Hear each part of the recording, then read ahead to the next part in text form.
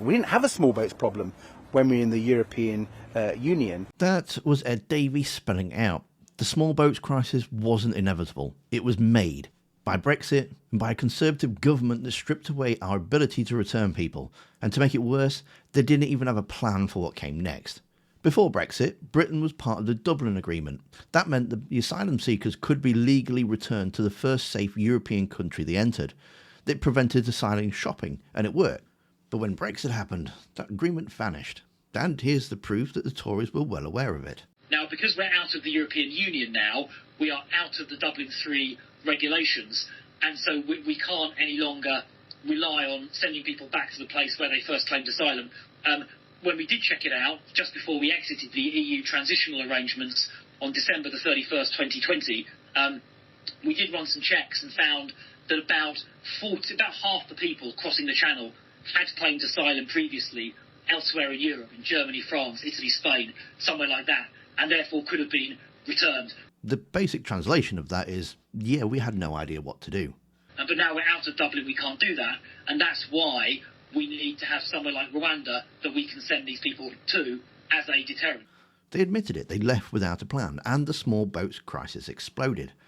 So over the weekend, Ed Davey, when he says this, he's spelling out the consequences. The fact that we no longer have a returns agreement with 27 European countries. And he's right. Once the returns agreements disappeared, Britain became the final stop.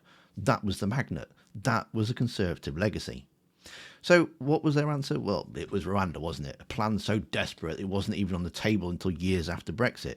A gimmick designed to distract from the fact that they caused the crisis in the first place. So the truth is simple. The small boats crisis wasn't created by migrants or by Europe. It was created by the Conservatives, by Boris Johnson, by Nigel Farage, the very people who told you Brexit was about taking back control.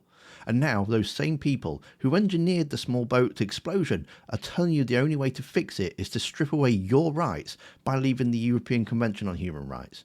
It's like your mate smashing up your car and then insisting the solution is to take the wheels off so it can't go anywhere. They caused the damage, and now their fix makes the problem even worse.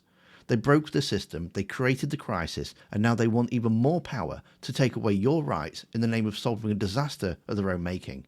So when Ed Davey says what he says, please make sure you're listening, because he's the only one who seems to be speaking the truth about this. Attracting people to our country, and that's the fact that we no longer have a returns agreement with 27 European countries. Before Brexit, we, under the Dublin Convention, under rules in Europe, we could return people. We didn't have a small boats problem when we were in the European Union, and because we no longer... People came on lorries then. Yeah, but they could be returned, and we did return some people. And my point is this: because we can't return them legally now, as we used to be able to do, we're seeing many more people come to our country.